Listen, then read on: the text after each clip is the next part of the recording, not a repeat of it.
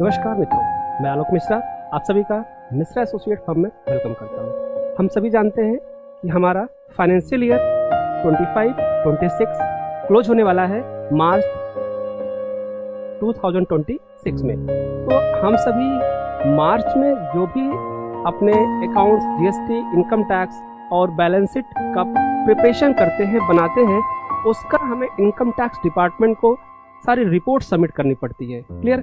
तो हम अपने जितने भी अकाउंट सेक्शन, जितने भी आपके billing, sale, purchase, GST, expenses, ये सभी का रिपोर्ट हम फाइनेंशियल ईयर में क्लोजिंग में सबमिट करते हैं और इनकम टैक्स डिपार्टमेंट को ये सारी चीज़ें फाइलिंग के थ्रू हम शो करते हैं। तो चलिए हम बात करते हैं कि हमें अभी क्लोजिंग डेट पर क्या क्या डॉक्यूमेंट हमको मिलेंगे और क्या क्या डॉक्यूमेंट हमको लेने हैं।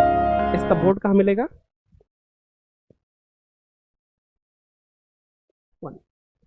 चलिए हम लोग जान लेते हैं कि आपको अपने पूरे अकाउंट्स को फाइनलाइज करने के लिए क्या क्या डॉक्यूमेंट की जरूरत होती है और क्या क्या आपके पास होने चाहिए, क्योंकि हमारा मार्च क्लोजिंग डेट मात्र 2 मंथ पीछे है। तो चलिए हम लोग ध्यान देते हैं। हमें सबसे पहले जीएसटी के सारे रिकॉर्ड होने चाहिए हमारे पास। उसके बाद हमारे पास सेल के पूरे रिकॉर्ड होने चाहिए, पूरे फाइनेंशियल के। उसके बाद परचेज के पूरे रिकॉर्ड होने चाहिए हमारे पास, पूरे फाइनेंशियल के। उसके पास आपके पास ऑफिस एक्सपेंसेस, जितने भी आपके बिजनेस में एक्सपेंसेस किए गए हैं, जितने भी आपके बिजनेस में खर्चे हुए हैं, वो आपके पास होने चाहिए।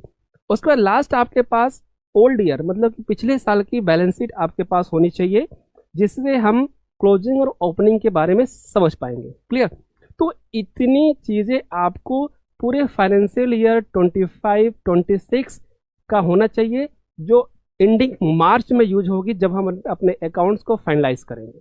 एक चीज़ और ध्यान रखिएगा कि जब अकाउंट्स बनाया जाता है तो अकाउंट्स के बनाने के दौरान जितने भी फाइनेंशियल प्रोसेस होते हैं, जितनी भी फाइनेंशियल एक्टिविटीज होती हैं, वो सभी इसमें इंक्लूड की जाती हैं, क्योंकि ये हमारा अकाउंट्स पूरे हमारे कंपनी का अकाउंट है जो अगले 8 साल तक आपके यूज में आएगा।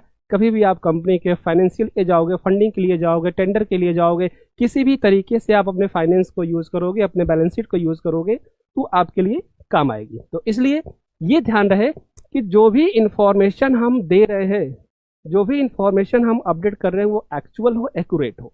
ठीक है? तो जीएसटी की पूरी अपडेट, जीएसटी क्या होता है? रिकैंसिलेशन, सेल, परचेज, ये 2 चीज़ें आपको जीएसटी पोर्टल से मिलती हैं।